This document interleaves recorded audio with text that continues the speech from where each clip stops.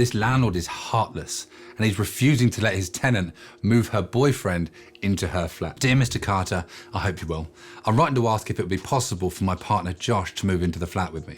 As it's just a 1-bedroom property, there wouldn't be any change to the space or layout. He'd simply be sharing the rent and the bills with me. Now, I've always looked after my flat and kept up with my payments, and I can assure you that would continue. Please let me know your thoughts. Best regards, Alice. So a perfectly reasonable email to a landlord from a tenant who already she comes across really respectful. So that's perfect. Dear Alice, thank you for your email. While I appreciate you letting me know, I'm afraid I can't agree to this request. The flat is let as a single occupancy property and I intend to keep it that way. I understand this may not be the response you were hoping for, but I must adhere to the terms we originally agreed upon. Kind regards, Mr. Carter. Dear Mr. Carter, I'm a little confused by your response. Josh moving in wouldn't affect you at all. It's not like I'm subletting or overcrowding the flat.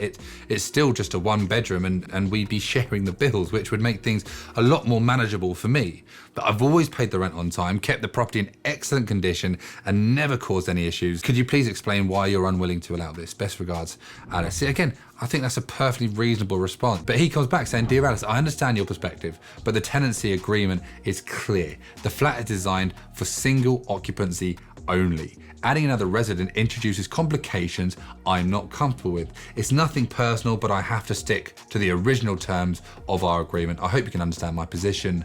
Kind regards, Mr. Carter. See, he's not giving any reasons as to why he's got problems and complications, but he's not giving any factual-based evidence as to why that shouldn't be allowed. He's exercising his right to be a bit of a dick by the sounds of things, to be honest. Dear Mr. Carter, I'm sorry, but I can't understand your position. This is my home, and it feels unfair that you're dictating who I can and can't live with. Josh is my partner, and sharing the flat with him wouldn't inconvenience you in any way.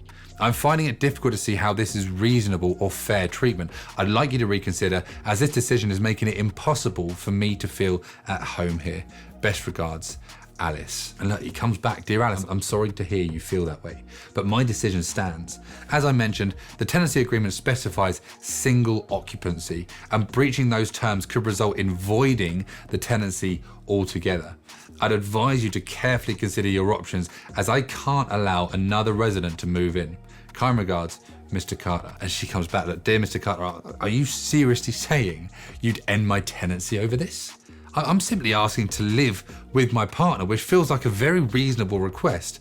I would absolutely agree with her.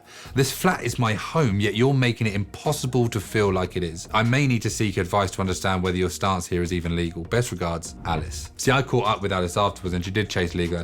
It's still ongoing and it's still an ongoing dispute.